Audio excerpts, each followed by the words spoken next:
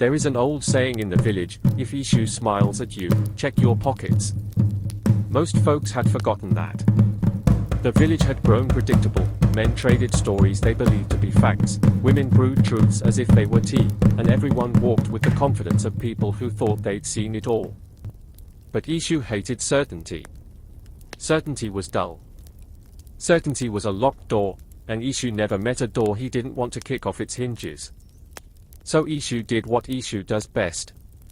One fine evening, Eshu rose from wherever he'd been hiding, nobody ever quite knew, dusted off his robe, and began to hum. He wasn't humming a song, not exactly. It was more like the sound of a question forming. A riddle sharpening its teeth. He adjusted his hat, spotted two figures in the distance and began walking towards them. He walked slowly, confidently, as if the earth were laying itself down at his feet. He passed between two longtime friends, Kofi and Tunde. Offering a slight nod, his signature smirk, and disappeared into the crowd. A pause. A flicker of confusion. Kofi, did you see that? Tunde chuckled. Eshu's hat was a brilliant red. That man has style. Kofi stopped mid-drink. Red? What are you talking about? It was black. Tunde frowned. It was red. I saw it with my own eyes. It was black. I saw it with mine, insisted Kofi. Neither budged. Voices sharpened. Other villagers overheard the argument and began to take sides.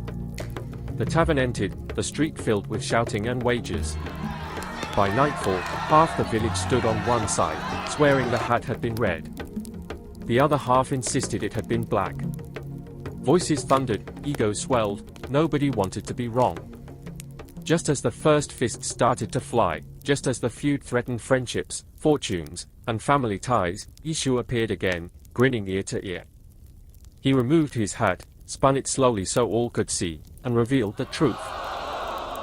Then, slow realization, followed by pure horror. The entire town had been played.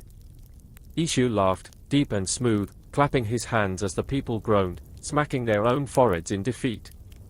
A lesson for you, he said, tipping his hat one last time. Is truth only what you see?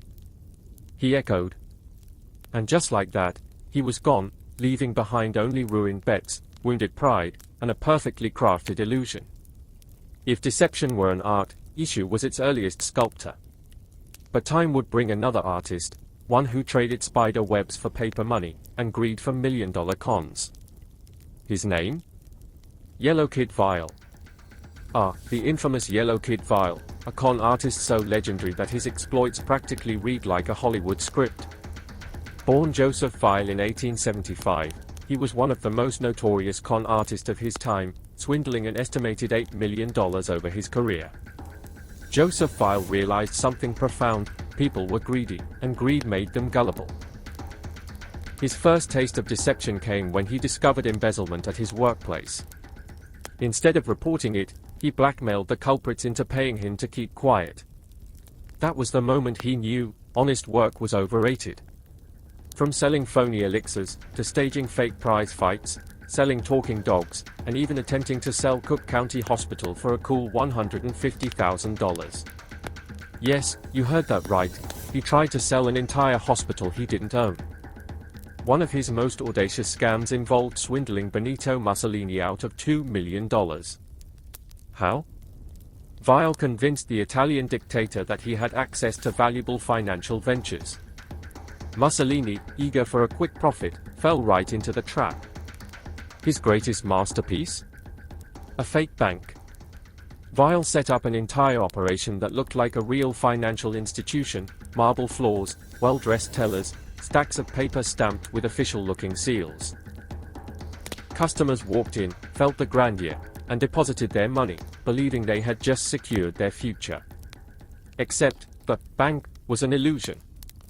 The employees? Actors. The money? Gone the moment it landed in Vile's hands.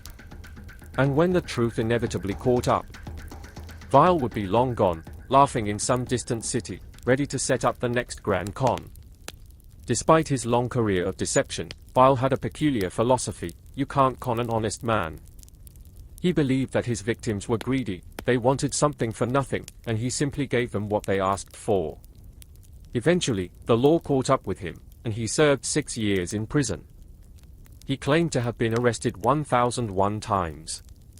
In his later years, Vile became a lecturer on fraud, and shared his insights into human nature and deception. His life events inspired the classic film, The Sting. Much like Eshu, Vile thrived on human nature, on the belief that people always see the full picture when in reality they see what the trickster wants them to see. Eshu's hat was red on one side, black on the other.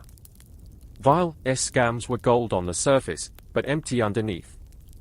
The real question was how they pulled off their tricks. It was why people kept falling for them.